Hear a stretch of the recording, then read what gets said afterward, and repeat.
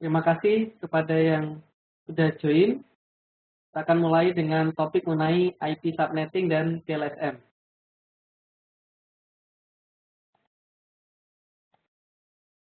Sebelumnya, perkenalkan saya Adit. Saya akan membahas mengenai IP subnetting dan VLSM.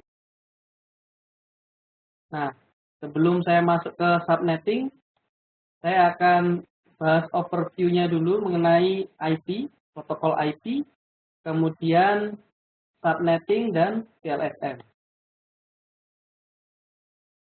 Baik, IP atau kepanjangannya adalah Internet Protocol. IP bekerja di layer 3 atau layer network kalau di OSI. Kemudian IP ini sifatnya adalah connectionless. Connectionless itu artinya dia akan bekerja tanpa harus membuat koneksi terlebih dahulu. Jadi misalkan kita mempunyai sebuah router, kemudian router tersebut ingin mengirim ke tujuan, maka router tersebut akan langsung meneruskan paket ke router berikutnya atau next hop tanpa harus membuat koneksi.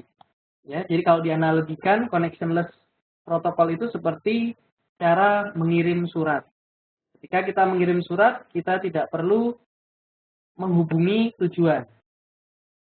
Kemudian setiap router itu mempunyai policy atau cara melakukan treatment terhadap paket berbeda-beda. Jadi ada yang difilter, ada yang diberi prioritas dan sebagainya. Jadi antar router tidak berkoordinasi dalam melakukan treatment terhadap paket yang lewat. Kemudian IP mempunyai alamat hierarki atau disebut IP address yang sering kita gunakan sehari-hari. Kemudian IP itu sifatnya base effort, artinya ketika ada paket yang lost di tengah jalan, ya misalkan linknya putus, maka IP tidak bertanggung jawab untuk mengecek apakah paketnya sampai atau enggak, atau paketnya harus diganti atau enggak. IP tidak mengurus masalah itu, jadi sifatnya base effort, ya seperti surat, bisa nyampe, bisa juga tidak. Nah, ketika kita berkomunikasi, ada dua hal penting yang harus ada, yaitu yang pertama itu protokol atau bahasa. Jadi ketika dua perangkat atau lebih ingin berkomunikasi, harus menggunakan protokol atau bahasa yang sama. Ya, kalau protokolnya beda, walaupun secara fisikal sudah connected, tapi mereka tidak bisa komunikasi. Kemudian yang kedua adalah harus punya alamat. Ya, kalau nggak ada alamat, kita tidak bisa mengirim dan menerima paket. Ya, seperti alamat rumah. Kalau kita nggak punya alamat rumah, kita nggak bisa terima paket. Nah, jadi setiap perangkat harus mempunyai alamat yang unik. Alamat pada protokol IP namanya adalah IP address. Versi yang kita gunakan adalah versi 4 saat ini. Dan yang next generation IP adalah versi 6. Kalau untuk IP versi 4 panjangnya 32 bit, sedangkan untuk yang IP versi 6 128 bit. Nah, pada IP address, secara garis besar dibagi dua. Yang sebelah kiri ini adalah bagian network, sebelah kanannya adalah bagian host. Ya, seperti pada alamat rumah. Sebelah kiri biasanya adalah nama jalan, sebelah kanan itu nomor rumahnya. Ya. Misalkan saya punya IP 10.1.1. Kemudian nomor hostnya bisa 2, bisa 3, bisa 4. Antar perangkat, nomor networknya boleh saja sama, tapi nomor hostnya harus berbeda, tidak boleh sama. Nomor network selalu ada di sebelah kiri, sedangkan nomor host selalu ada di sebelah kanan. Nah, IP versi 4 address tadi disampaikan panjangnya adalah 32 bit. Dari 32 bit tersebut dibagi menjadi 4 bagian. Ya. Seperti yang kita biasa lihat, seperti ini, alamat IP versi 4. Kemudian dipisahkan dengan titik atau dot. Nah, satu bagian ini panjangnya adalah 8 bit. 8 bit ini disebut sebagai oktet. Ya. Jadi ini adalah oktet ke-1, oktet kedua, oktet ketiga, dan oktet keempat. Nah, satu oktet panjangnya 8 bit, kita konversi dari biner ke desimal. Karena aslinya memang biner, tapi ketika kita melihat alamat itu dalam bentuk desimal. Ya. Baik, kita lihat yang paling kanan, 0. Ini adalah 2 pangkat 0 atau 1. Kemudian berikutnya adalah 2 pangkat 1, 2, 4, sampai paling kiri adalah 2 pangkat 7, 128. Nah, sekarang kita coba konversi 11100, 110. Nah, kita hitung yang binernya 1 saja. Ya, yang binernya 0 tidak usah kita hitung. Ya, biner 1 ini 2 pangkat 1 atau 2. Kemudian berikutnya 2 pangkat 2 atau 4. Kemudian berikutnya adalah 2 pangkat 5, ya, 32. Kemudian berikutnya 64. Dan yang terakhir adalah 128. Kemudian ini semua kita jumlahkan. Hasilnya adalah 230. Nah, itu adalah cara mengkonversi dari biner ke desimal. Cukup yang binernya 1 kita convert ke desimal. Nah, sekarang kita balik. Kita punya desimal. Kita mau convert ke biner. Jadi kita convert ke biner. Di sini 230 kita bagi 2. Nah, 230 ini kan genap. Genap ketika dibagi 2 hasilnya habis, ya, nggak ada sisanya. Nah, 230 dibagi 2 adalah 115. 115 ini ganjil. Setiap yang ganjil ketika dibagi 2 pasti menyisakan 1. 115 dibagi 2 adalah 57. 57 juga ganjil menyisakan 1 dibagi 2, 28. 28 adalah genap. Genap habis dibagi 2. Ya, tidak ada sisanya. 28 dibagi 2, 14. 14 juga genap. Dibagi 2 lagi, 7. 7 ganjil. Kemudian dibagi 2, 3. 3 juga ganjil. Dibagi 2, 1. Ya. Kemudian kita hitung dari bawah ke atas, ya. Hasilnya adalah 11100, 110. Jadi ini cara konversi dari desimal ke biner.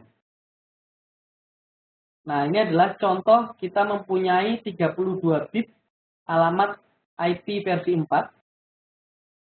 Yang sebelah depan, paling kiri, ini adalah oktet ke-1.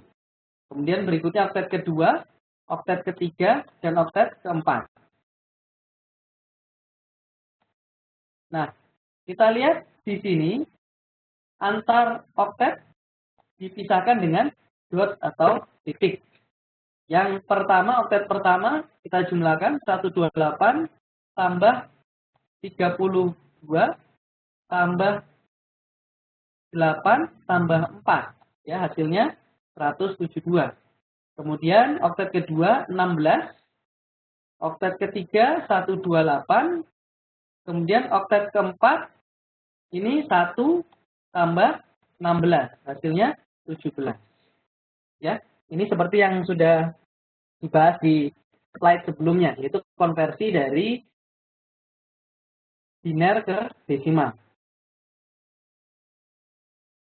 Nah, berikutnya kita lihat konversi biner, desimal, dan heksa. Kita punya biner 0000, desimal 0, heksa juga 0. Nah, kita lihat biner dan heksa itu sama, ya, sampai 9. Nah, perbedaan adalah ketika 10 ke atas. Jadi desimal 10 itu heksa A. Kemudian 11B dan seterusnya sampai 15 adalah F. Jadi kalau biner itu hanya ada kombinasi 0 dan 1. Desimal kombinasinya 0 sampai 9. Kalau heksa kombinasinya 0 sampai F. Nah, jadi di sini kita bisa simpulkan bahwa satu heksa itu 4 bit. Jadi satu heksa itu panjangnya adalah 4 bit. Kita coba konversi dari biner ke Heksa, contoh yang tadi 1100110. Nah, kita ingin jadikan heksa, maka kita bagi 4 ya, 4 bagian. Nah, ini 1110 adalah E. Kemudian 110 adalah berapa? 6 ya. Jadi E6 itu heksanya. Nah, kalau kita balik misalkan saya punya heksa F1. Terus saya mau jadikan biner. Kita lihat F. F itu 1111, kemudian 1 itu 0001. Nah, ini sudah selesai konversinya. Jadi kalau yang atas ini dari biner, kita convert ke heksa. Yang di bawah ini kebalikan, kita convert dari heksa ke biner.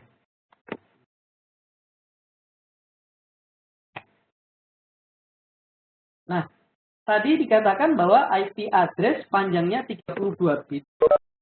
Bagian kiri adalah network, bagian kanan adalah host. Nah, IP address dibagi menjadi beberapa kelas yang mempunyai karakteristik yang berbeda-beda. Contoh di sini kita punya kelas A. Kelas A itu bit pertama harus 0. Dia tidak boleh 1 untuk bit pertama. Kemudian networknya itu hanya 1 oktet. 3 oktet yang lain ini adalah host. Ya, jadi ada 1 oktet network bit dan 3 oktet host bit. Jadi kalau kita jumlahkan itu network bitnya ada 8, sedangkan host bitnya ada 24. Kemudian kelas B, 2 bit pertama itu harus 10. Kemudian network bitnya ada 2 oktet atau 16 bit. Kalau yang host bitnya oktet ketiga dan oktet keempat. Jumlahnya juga sama, 16 bit. Nah, kalau kelas C, 3 bit pertama itu harus 110. Kemudian jumlah network bitnya ada 3 oktet atau 24 bit. Sedangkan hostnya 1 oktet saja atau 8 bit. Jadi kalau kita lihat kelas A ini network bitnya kan sedikit. Ya, jadi jumlah networknya itu sedikit. Tapi karena host bitnya banyak, ya, jumlah hostnya itu banyak sekali. Dalam satu jaringan itu hostnya banyak sekali. Nanti kita lihat berapa jumlah hostnya.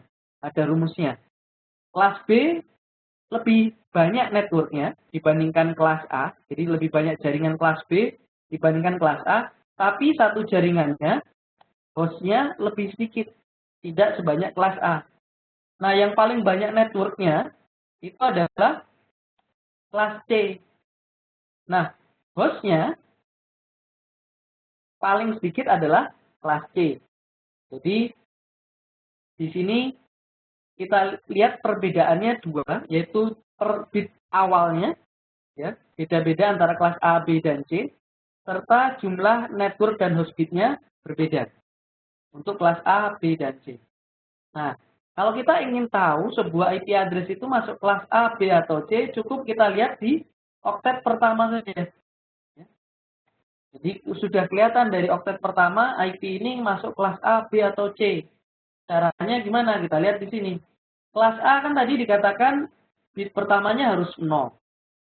Jadi range-nya mulai dari 001 sampai 0110 ya. Itu IP dari 1 sampai 126. Nah, IP 0 dan 127 kok nggak masuk? Nah, itu karena reserve. Kalau 0 itu nanti digunakan untuk unspecified address. Perangkat yang belum punya IP, itu IP-nya 0000. Jadi kalau komputer pertama kali dinyalakan dan tidak disetting IP address, itu IP-nya 0000. Nanti dia akan mencari atau meminta IP address ke broadcast, ya, ke DHCP server. Dan 0000 ini nanti digunakan untuk default route. Kalau 127, Ini digunakan untuk loopback ya, lokal loopback. Biasa untuk melakukan testing. Misalkan kita menjalankan service web server di komputer kita. Terus kita mau ngakses. Nah, kita cukup akses ke 127, HTTP 127. Nah, berapapun belakangnya itu akan mengarah ke diri sendiri. Nah, kalau kelas B, 2 bit pertama harus 10, kemudian belakangnya boleh 0 semua, boleh 1 semua. Nah, itu range IP-nya 128 sampai 191. Kalau kelas C, 3 bit pertama 110, kemudian 5 bit belakangnya 0 semua sampai 1 semua. Ya, kalau kita desimalkan itu dari 192 sampai 223. Nah, di sini kita bisa melihat jumlah host di satu jaringan. Nah, ini ada rumusnya. Jadi, untuk menghitung jumlah host di satu jaringan itu adalah 2 pangkat host bit dikurangi 2. Nah, tadi kan kelas A itu host bitnya ada 24. Ya, ada 24 host bit. Maka 2 pangkat 24 kurangi 2. Hasilnya sekitar 16 juta. Jadi satu jaringan kelas A itu bisa mencakup 16 juta host. Host itu bisa PC, bisa router, switch. Ya, intinya yang menggunakan IP address. Itu termasuk host di sini. Kemudian kelas B itu ada 16 host bit. Host bitnya ada 16, maka 2 pangkat 16 dikurangi 2. Itu sekitar 65.000.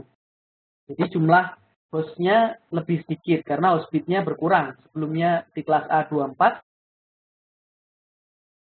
cuma 16 host bitnya. Kemudian kelas C, itu host bitnya ada 8. Host bitnya ada 8, jadi 2 pangkat 8 kurangi 2, 254. Nah, kalau ada pertanyaan, kenapa sih dikurangi 2? Kenapa nggak 2 pangkat host bitnya saja? Kenapa harus dikurangi 2? Nah, kita akan jawab di slide berikutnya. Jadi ini adalah rumus untuk menghitung jumlah host atau jumlah IP di sebuah jaringan. Subnet mask. Ketika kita melihat IP address itu pasti ada pasangan subnet mask. Ya, kita lihat di Linux, kita lihat di Windows, di Mac. Ketika kita show Mac IP address, itu muncul subnet mask. Nah, fungsinya buat apa? Fungsinya adalah untuk membedakan mana bagian network atau network bit dan mana yang host atau host bit. Caranya gimana? Caranya adalah kalau network bit itu diberi biner 1, kalau host bit diberi biner 0. Nah, ini cara membedakannya. Jadi kalau network bit binernya 1, kalau host bit binernya 0. Nah, jadi tadi kelas A itu 8 network bit. Jadi kalau kelas A, kita bicara kelas A, itu network bitnya ada 8. Nah, sisanya di belakang ini 0 semua. Yang sebelah kanannya itu 0 semua, host bit. Jadi kalau kita lihat subnet masknya adalah 255, 0, 0, 0. Ini untuk kelas A. Kalau kelas B, network bitnya ada 16. Jadi yang biner 1 ada 16. Nah, yang 16 lagi, yang sebelah kanan itu host bit semua, 0. Jadi subnet masknya 255, 255, 00. Ini kelas B. Jadi biner 1 itu menunjukkan bahwa bit tersebut adalah network bit. Kalau 0 itu adalah host bit. Kalau kelas C network bitnya ada 24. Ada 24 untuk kelas C.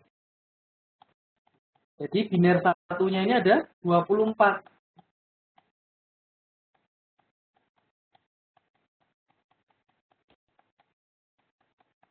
Nah, Seperti ini. Kalau kita desimalkan, biner satu semua itu 255. 255, 255, 0. Jadi pada kelas A, subnet mask defaultnya adalah 255.000. Kalau kelas B, 255.255.00. Kalau kelas C, 255, 255, 255, 0. Nah, ini adalah subnet mask default. Tapi ketika nanti kita melakukan subnetting atau VLSM, subnet masknya berubah, bukan seperti ini. Nah, cara penulisan subnet mask itu ada dua cara, yaitu yang pertama seperti ini, pakai desimal 255, 255 dan seterusnya, atau bisa cara prefix length, ya, menghitung jumlah network bitnya. Kalau kelas A itu kan network bitnya ada 8, maka kita bisa tulis /8.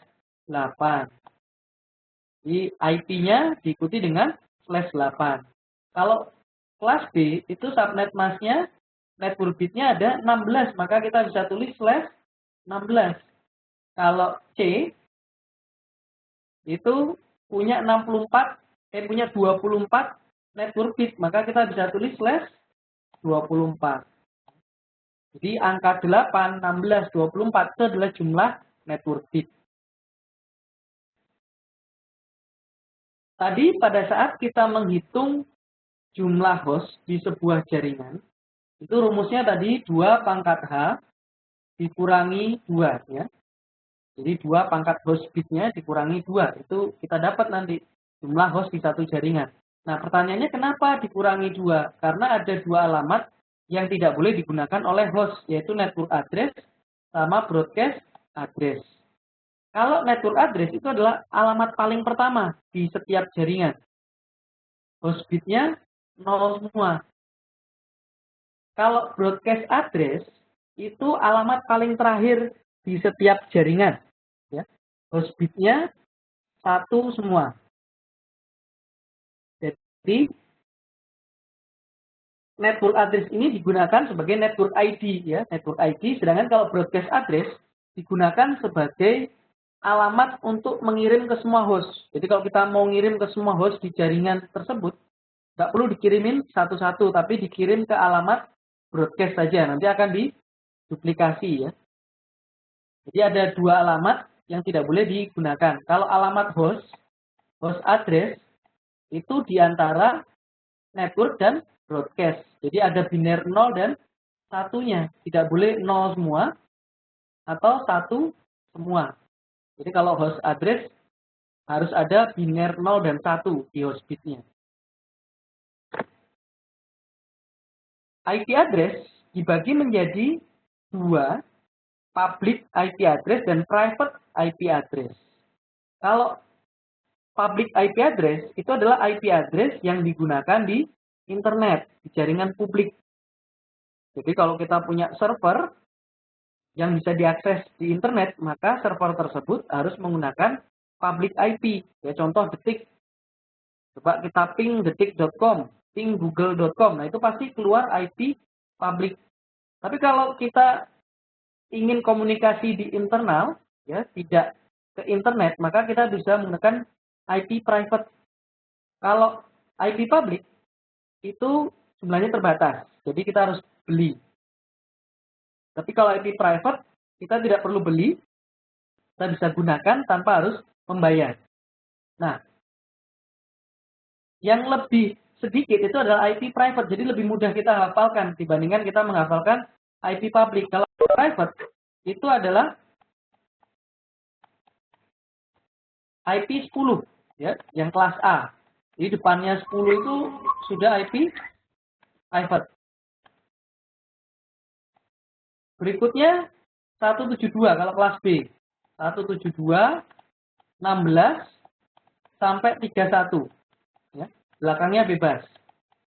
Jadi 17216 sampai dengan 17231 itu adalah IP private. Itu kelas B. Kalau kelas C itu yang depannya 192 168. Yang 192 168 belakangnya bebas. Nah, itu IP private. Jadi kalau kita komunikasi di internal, ya, di dalam kantor misalkan, kita bisa menggunakan IP private. Tapi kalau kita berkomunikasi dengan internet, kita harus menggunakan IP public. Nah, nanti ada mekanisme gimana kalau kita pakai IP private nih, nggak punya IP public, terus mau ke internet. Nah, itu nanti ada proses NAT ya, Network Address Translation. Nanti kita mungkin akan bahas di sesi yang lain. Jadi cukup kita hafalkan yang private IP, sisanya sudah pasti IP public. Jadi lebih sedikit yang private.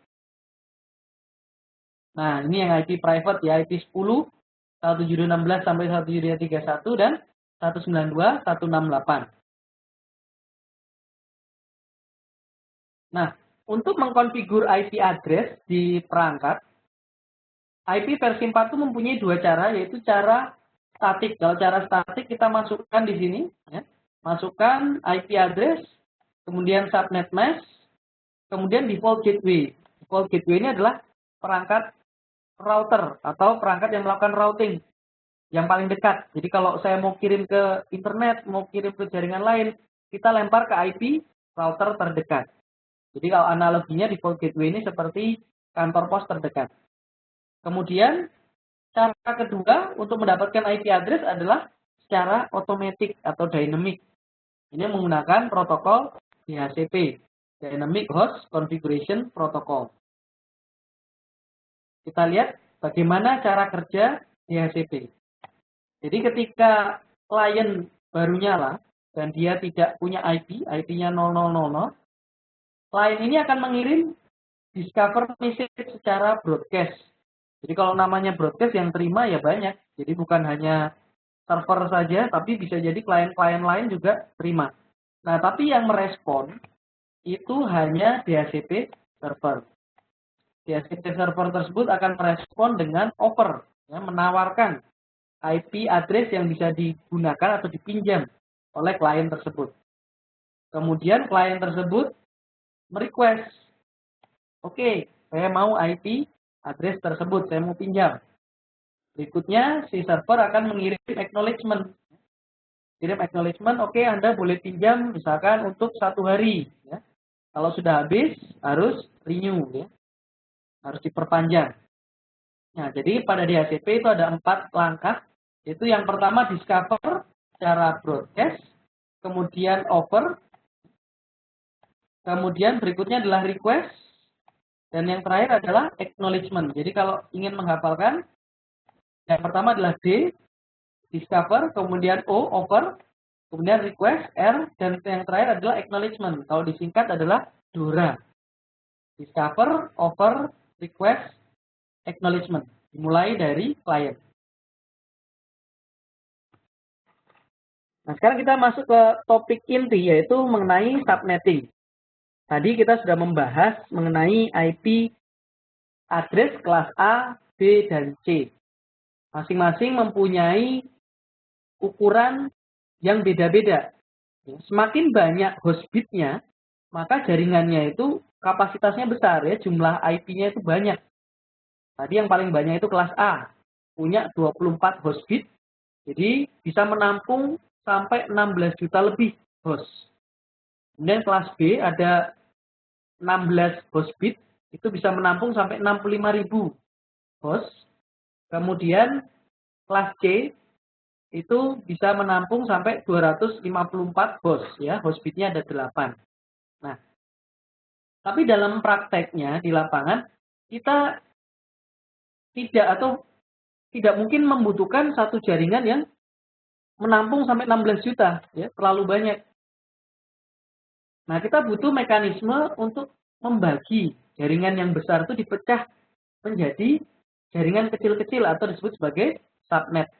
Jadi analoginya seperti sebuah kue tart yang besar, walaupun ada yang jual, tapi sejauh ini jarang sekali ada satu orang makan menghabiskan kue tart tersebut yang besar. Ya. Jadi kue tartnya dipotong-potong, kemudian dibagi ke banyak orang.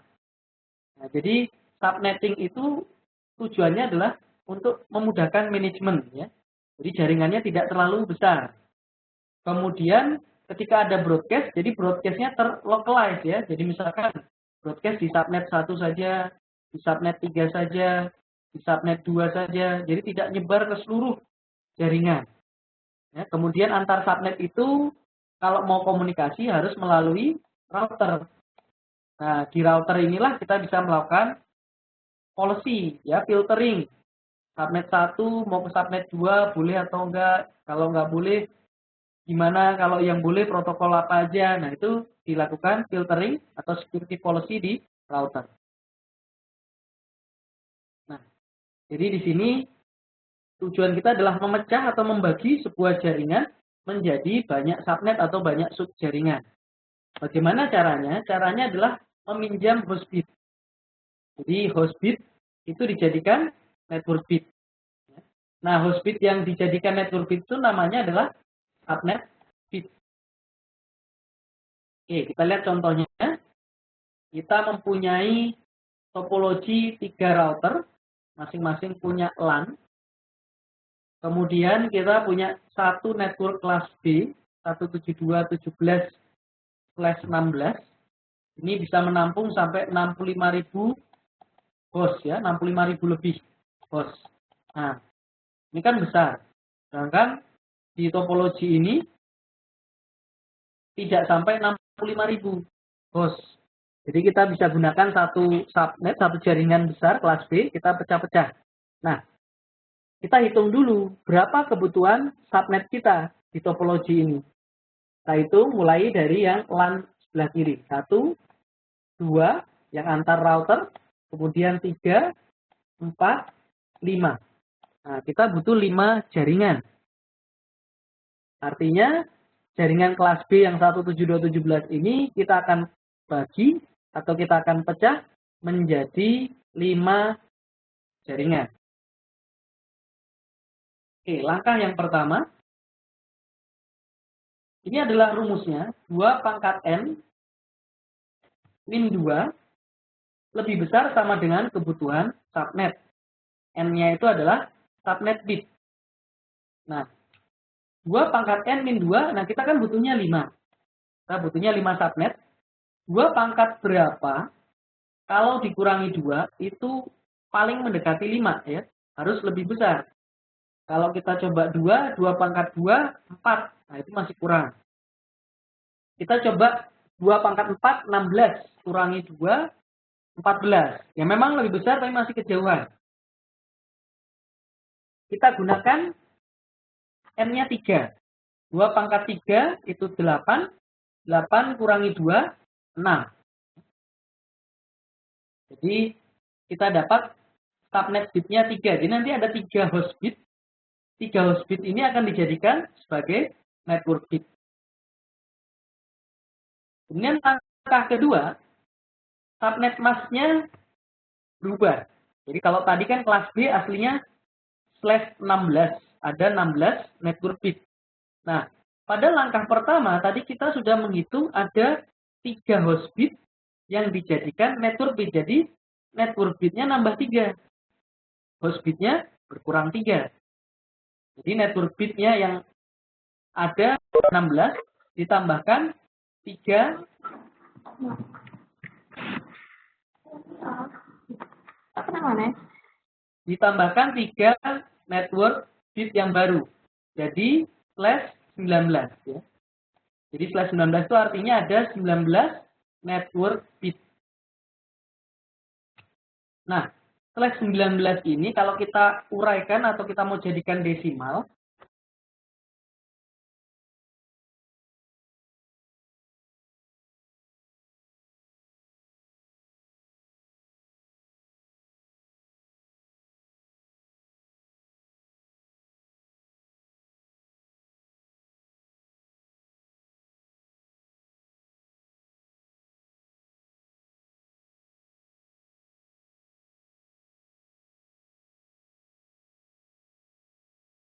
kita satu oktet tidak boleh lebih dari 8.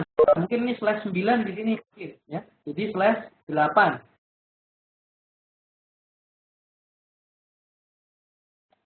Nah, /8 itu artinya satu semua. Kalau satu semua itu 255. 255. Nah, kalau /3 itu 111. Nah, belakangnya 0. Nah, ini /3 artinya. Artinya dalam satu oktet ada 3 network bit.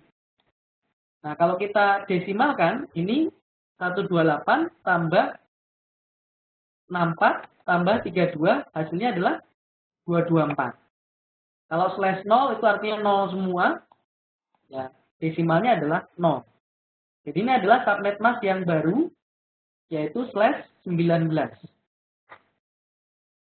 Nah, untuk memudahkan kita dalam melakukan subnetting atau VLSM, nah disarankan kita hafal ini ya, mulai dari slash 0 sampai slash 8. Mungkin kalau awal-awal ditulis dulu slash 2, binernya begini, ya. Tapi kalau sudah hafal, kita udah hafal slash 0 itu 0, slash 1, 128, dan seterusnya sampai slash 8 adalah 255. Nah, jadi kalau tadi yang di slide sebelumnya kita slash 19 itu hanya ada slash 8 sama slash 3. Nah, yang sama slash 0. Nah, itu yang kita pakai tadi di slide sebelumnya. Nah, langkah ketiga. Langkah ketiga adalah network bit terakhir. Jadi slash 19 itu artinya kan ada 19 network bit. Nah, network bit terakhir alias network bit ke-19 itu ada di oktet keberapa? Nah, kita lihat di sini. Oktet pertama ada 8 network bit. Oktet kedua ada 8. Oktet ketiga ada 3. Oktet keempat nggak ada network bit. Artinya yang terakhir itu di sini. Ya, network bit terakhir ada di oktet ketiga. Nah, gunanya buat apa ini? Gunanya adalah untuk menghitung interval antar subnet. Jadi kan kita sudah tahu bahwa network bit terakhir ada di oktet ke-3. Maka kita hitung, ini udah rumusnya ya, 256 minus, nah ini udah rumusnya. 224 ini dapat dari mana? Dari sini. Ya. Slash 3 itu kan tadi 224. Jadi 256 kurangi 224 adalah 32. Jadi intervalnya itu 32 di oktet ke-3. Nah, itu cara pertama. Cara kedua, kita bisa buat pangkat host bit di oktet tersebut. Nah, network bit terakhir itu ada di oktet ke-3. 3 di sini adalah jumlah network bit. Nah, pertanyaannya berapa host bit di network tersebut? Nah, satu oktet kan 8. Jadi 8 dikurangi 3 sama dengan 5 host bit. Jadi ada 5 host bit di oktet ketiga ini. 2 pangkat 5 sama dengan 32. Jadi sama ya. Jadi cara pertama dengan cara kedua itu seharusnya hasilnya sama. Kalau hasilnya nggak sama, itu pasti ada yang salah itu. Nah, itu langkah ketiga. Nah, berikutnya langkah keempat alias langkah terakhir. Jadi subnetting itu hanya 4 langkah ajaib aja, jadi nggak panjang-panjang. Nah, langkah keempat adalah kita assign subnet address-nya. Jadi subnet pertama itu 172.17.00 sesuai dengan soal. Tapi bedanya adalah subnet masknya slash 19. Subnet yang paling pertama yang sama dengan network aslinya, yaitu yang kelas B yang menurut soal tadi, 172.17.00, itu disebut sebagai subnet virus. Subnet virus itu tidak boleh kita pakai ya kalau pada subnetting. Nah, berikutnya, subnet berikutnya kita tambahkan interval. Tadi kan di slide sebelumnya intervalnya adalah 32 di oktet ketiga. Maka oktet ketiganya kita tambah 32. Nah, dapatlah subnet berikutnya. Nah, untuk mendapatkan subnet berikutnya tambah 32 lagi ya, 64. Tambah 32 lagi 96, tambah 32 lagi 128, tambah 32 lagi 160, berikutnya 192, berikutnya 224. Nah, 224 ditambah 32 itu kan 256. Nah, pada IP address itu satu oktet maksimum 255, nggak ada 256. Ya mentok 255. Jadi kalau 256 itu di sini jadi 0 dan di sini jadi 18. Jadi 172, 18 subnet berikutnya. Nah, ini bukan bagian dari 11. Jadi berhenti untuk 17217, berhenti di 172, 17, 2240. Nah, subnet yang paling terakhir itu disebut sebagai subnet ones. Ya, sama seperti subnet zeros, subnet ones juga tidak boleh dipakai. Jadi subnetting ini metode di operating system lama sebelum tahun 2000. Jadi operating system lama itu tidak membolehkan penggunaan subnet zeros dan subnet ones. Nah, jadi yang sebelah kiri ini adalah network address. Nah, yang sebelah kanan itu adalah broadcast address. Nah, gimana cara ngitung broadcast address? Nah, ini ada rumusnya di bawah. Rumusnya adalah subnet berikutnya dikurangi 1. Jadi contoh, saya mau tahu berapa broadcast 172.17.00. Maka lihat subnet berikutnya, ya 320 kurangi 1. Maka kita dapat 31255. Berikutnya yang 320, berapa broadcastnya? Maka lihat subnet berikutnya, kurangi 1. 63255. Kemudian yang 64, broadcastnya 95255. Ya, subnet berikutnya 960 kurangi 1. Kemudian 960, broadcastnya adalah 127255. 128, broadcastnya 159, dan seterusnya. Jadi, untuk menghitung broadcast address, caranya cukup mudah. Ya. Jadi, tinggal lihat subnet berikutnya, kurangi dengan 1. Nah, jadi di sini ada 6 valid subnet. Ya. Subnet ke-1, subnet ke-2, 3, 4, 5, 6. Kita tadi butuhnya 5 kan? 5 subnet. Kita butuh 5 subnet, ternyata ada 6. Jadi kita punya surplus 1. Ya. Surplus nggak apa-apa, tapi kalau kekurangan nggak bisa. Ya. Itu salah planning. Jadi subnet zeros dan subnet ones ini adalah invalid subnet, tidak kita pakai pada subnetting. Jadi kita mulai dari 320 sampai 192. Baik, sekarang kita assign hasil perhitungan subnetting kita. Jadi yang pertama di sini adalah 320. Berikutnya adalah yang 64. Berikutnya lagi adalah 96. Kemudian 128 dan 160. Nah, yang masih sisa itu adalah 192. Nah, itu bisa kita gunakan untuk future need ya, kebutuhan di masa depan. Misalkan kita nambah satu prefix satu network lagi, nah kita bisa pakai yang 192. Jadi ini adalah hasil subnetting. Kalau kita review lagi, ada beberapa langkah untuk melakukan subnetting. Yaitu langkah pertama, 2 pangkat N min 2. Ini tujuannya langkah pertama ini untuk dapat N, itu aja intinya. Berapa jumlah subnet bit, yaitu host bit yang kita jadikan network bit. Langkah kedua, kita ngitung subnet mask yang baru. Jadi subnet mask yang baru itu berapa? Rumusnya adalah network bit yang sudah ada. Kebetulan soal ini pakai kelas B, jadi /16. Ditambah N yaitu 3. Kemudian /19 itu kita desimalkan, hasilnya kita dapat 255, 255, 224. Itu langkah kedua. Berikutnya adalah langkah ketiga. Network bit terakhir ada di oktet keberapa? Nah, karena kita tadi /19 dapatnya. Maka network bit terakhir ada di oktet ketiga. Kemudian kita hitung 256 kurangi 224. Atau 2 dipangkatkan host bit di oktet tersebut, atau 2 pangkat 5. 32. Jadi cara pertama maupun cara kedua hasilnya seharusnya sama.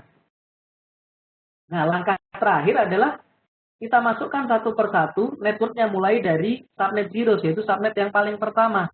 Ya, subnet yang sama dengan di soal tadi, kelas B. Kemudian tambahkan terus 32 di oktet ketiga, sesuai dengan langkah ketiga, sampai yang terakhir. Nah, Kemudian kita hitung broadcast-nya, subnet kurangi 1 ya, subnet berikutnya kurangi 1. Nah, untuk host address-nya itu antara ini range-nya. Contoh, untuk 320 itu host address-nya adalah 321 sampai sebelum broadcast yaitu 63254.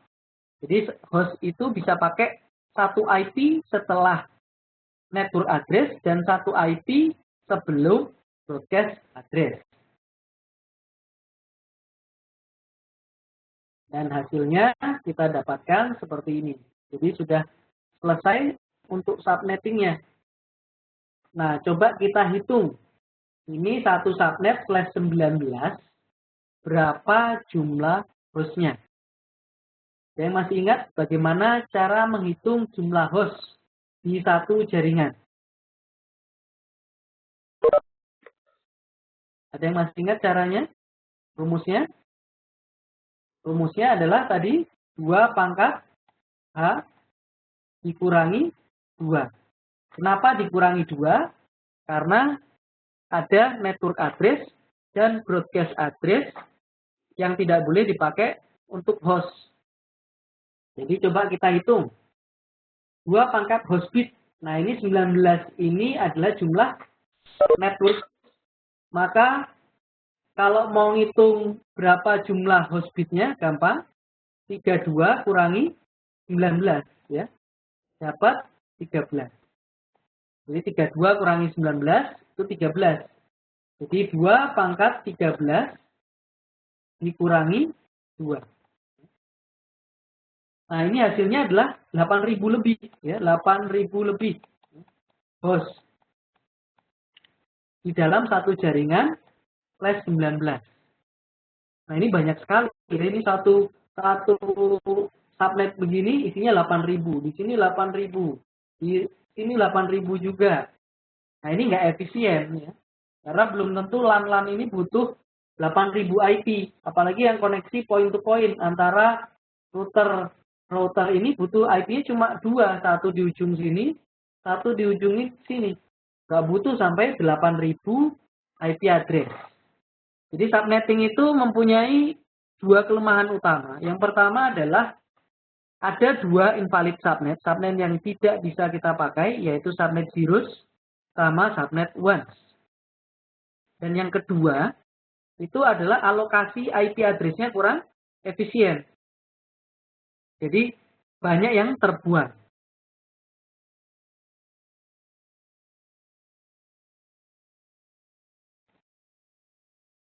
Nah, satu lagi adalah kalau menghitung subnet ones, itu kita nggak perlu mengurutkan dari atas sampai terakhir, itu nggak perlu. Ya. Subnet ones memang subnet terakhir, tapi kita nggak perlu urutkan sampai dapat yang terakhir. Itu nanti caranya terlalu panjang. Nah, kita ada caranya. Kalau subnet zeros kan gampang, yaitu network aslinya, kelas A, B, atau C. Nah, kalau subnet ones, cara menghitungnya adalah seperti ini. Network bit terakhir ada di oktet ketiga ya. Jadi seperti langkah ketiga tadi kita dapat network bit terakhir ada di oktet ketiga. Nah, subnet masknya itu kan kalau /19 255 255 224 0 ya. Nah, kita lihat oktet ketiga nilainya berapa? 224, maka subnet ones-nya pasti 224. Jadi cara mencari subnet ones adalah lihat network bit terakhir ada di oktet keberapa, kemudian nilai subnet mask di oktet tersebut berapa. Ya, kalau di soal kita mempunyai network bit terakhir di oktet ketiga dan nilai desimalnya adalah 224. Maka 224 itu pasti subnet ones.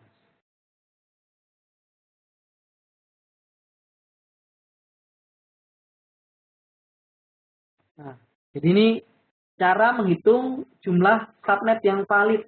Jadi misalkan kita tadi dapat N-nya itu 3, 2 pangkat 3, 8 kurangi 2.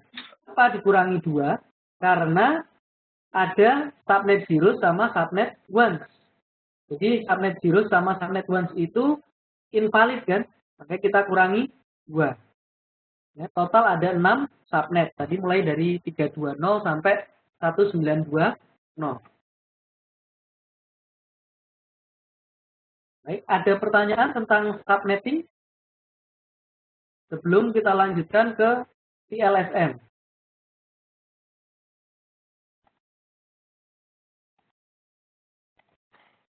Variabel length subnet mask.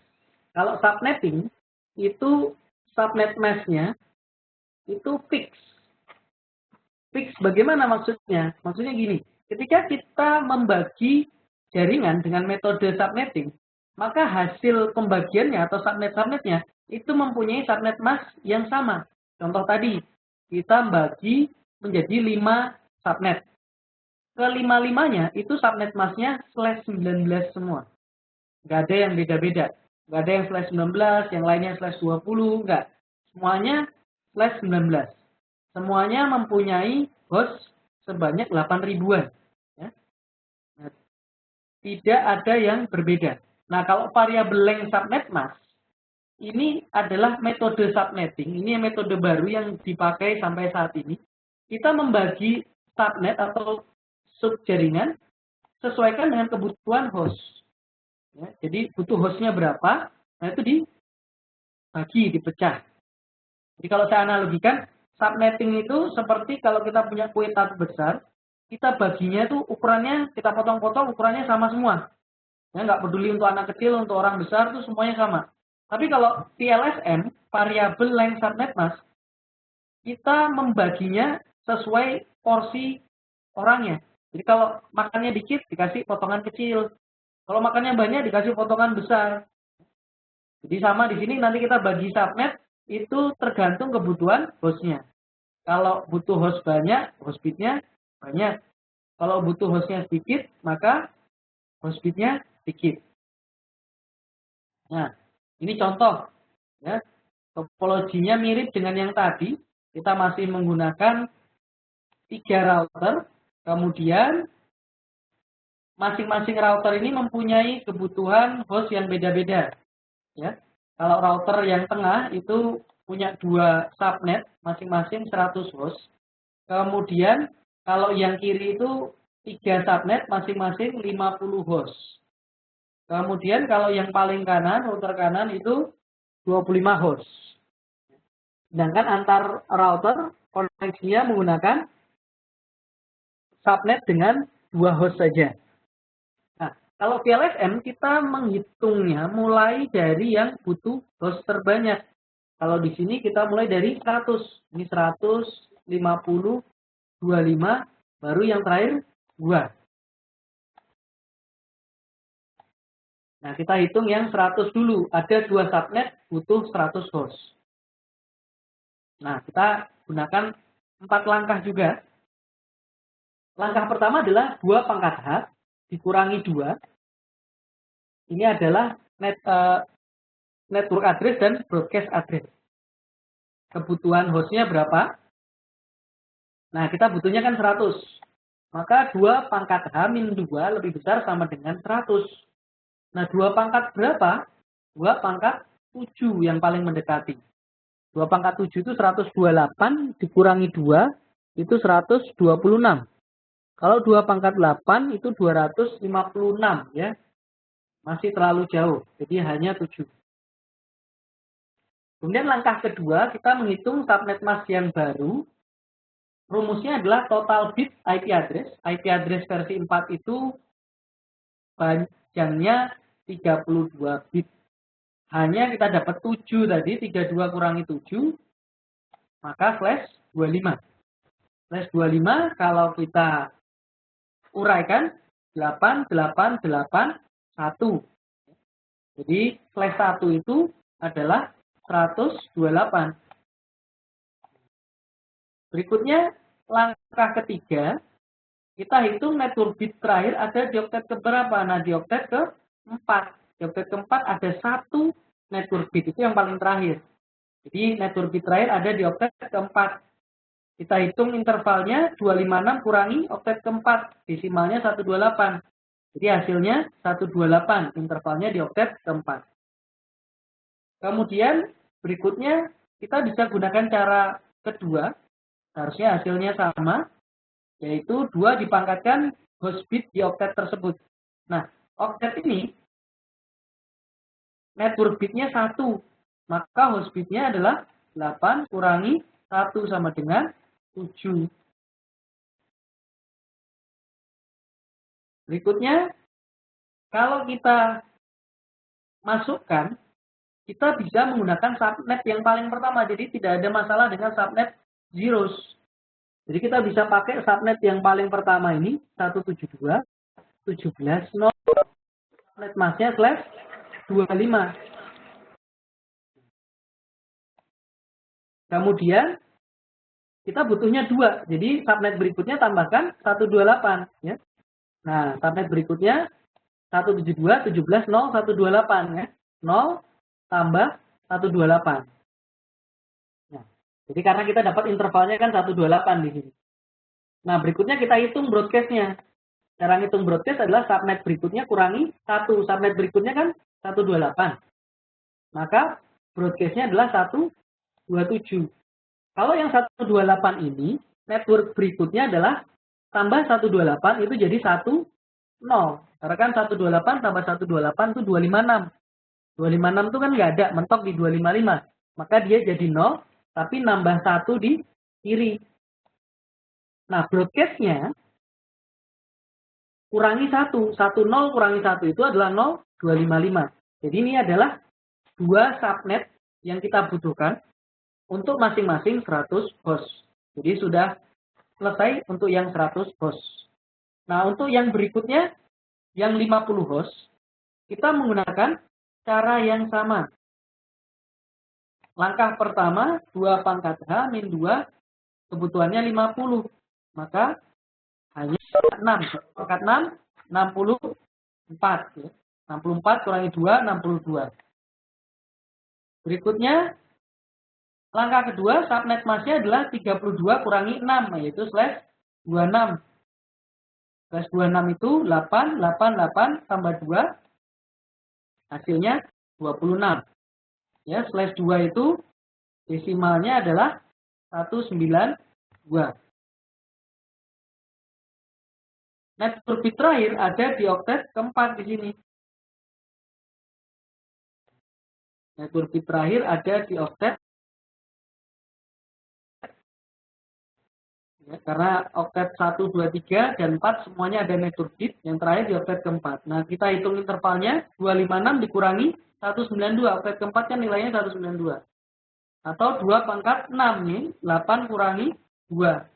8 dikurangi 2 kita dapat ada 6 host bit. Jadi 2 pangkat 6 itu 64.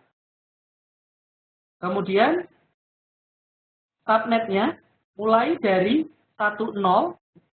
Jadi kan tadi sampai 0255 itu adalah broadcast di subnet berikutnya. Jadi kita untuk yang 50 host mulainya 10.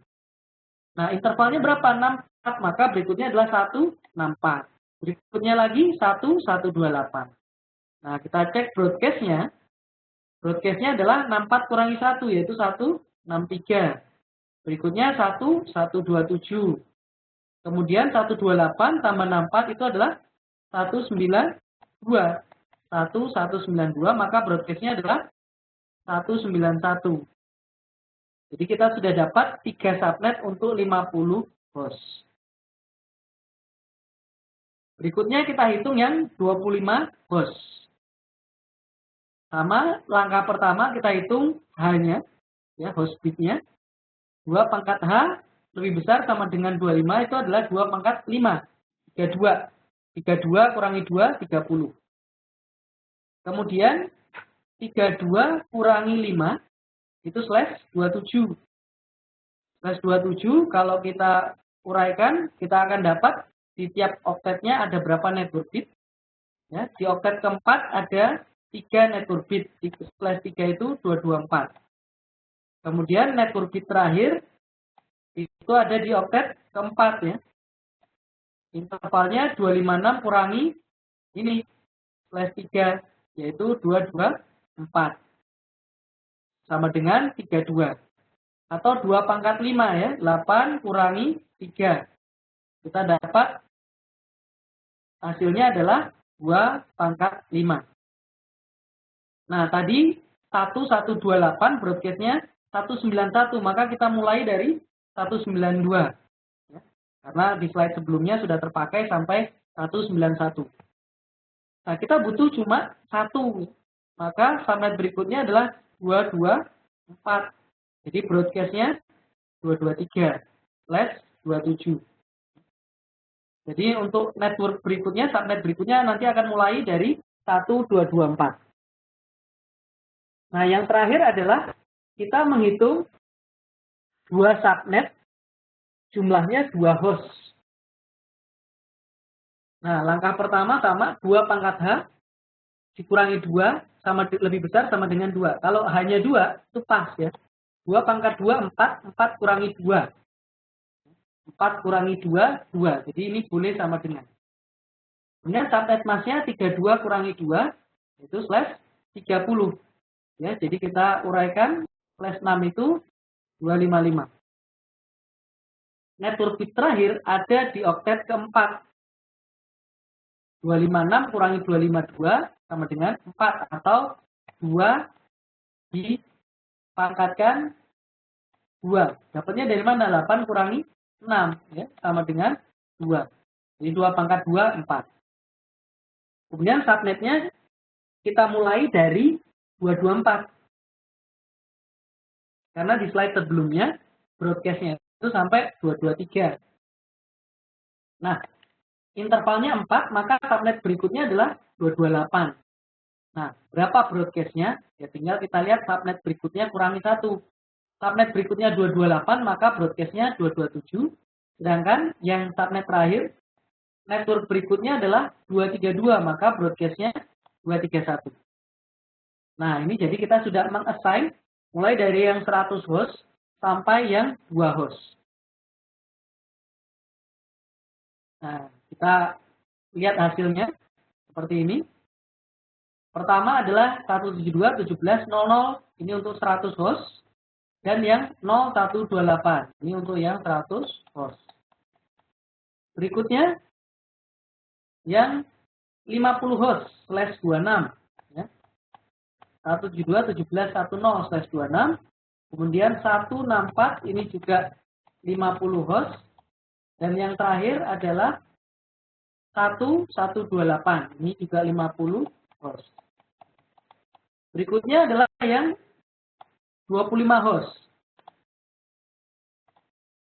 25 host, kita dapat /27, yaitu mulai dari 192.